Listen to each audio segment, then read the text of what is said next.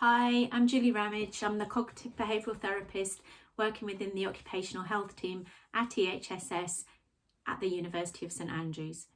These videos are aimed at supporting mental health and wellbeing in the time of coronavirus. In this video, I'll be looking at how managers can manage and minimise work-related stress amongst their teams during these days of coronavirus. At this time, the HSC management standards are as relevant as ever as the major sources of stress in the workplace. So these are demands, control, support, relationships, role, and change. The challenges for managers are not so much in terms of diagnosing or managing the symptoms of mental health. The crucial role is in noticing what's going on and listening to staff, as well as paying extra attention to their own management performance in relation to the standards and recognising the likely sources of stress. So, demands.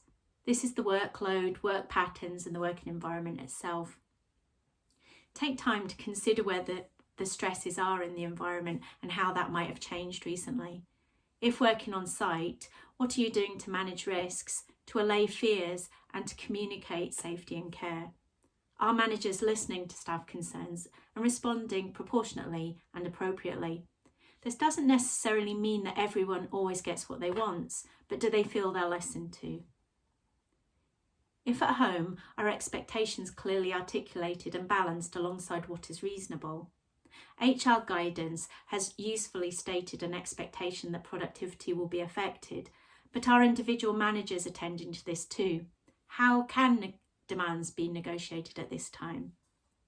There can be stresses for staff both from being under or overutilised. It can be tempting to have access to staff 24/7 and for staff to feel they need to be on call constantly when at home.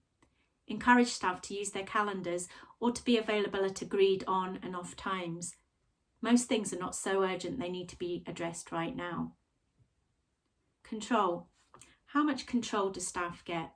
If working on site, the level of practicable control might be less just now for very good reasons, due to social distancing rules, fewer buildings being opened, changes in shifts, etc. Staff might have a lot less control than usual. Managers can be aware of this as a stressor and again listen to staff concerns. Perhaps take on board some of what might make this feel less scary. Clear communication, for example, is key. Being more conscious of sticking to agreed rotas and giving control where possible. Be aware that people are generally experiencing a severe loss of control at the moment, and some will seek to control what they can.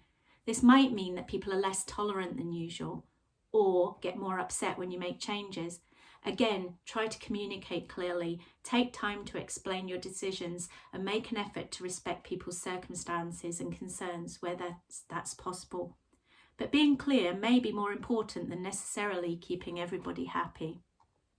Support. Managers do not need to take all the responsibility for mental health support on top of everything else. Those with enduring mental health conditions will often have arrangements in place and provision for looking after themselves. Others who are experiencing anxiety, stress, low mood, etc. at this time can be referred to guidance through the University Wellbeing Hub or can be referred to occupational health.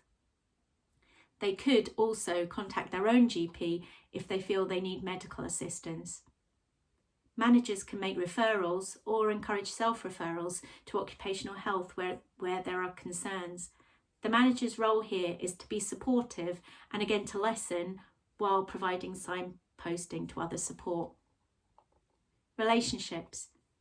Dealing with conflict can be an issue when people are working in an environment of uncertainty and fear.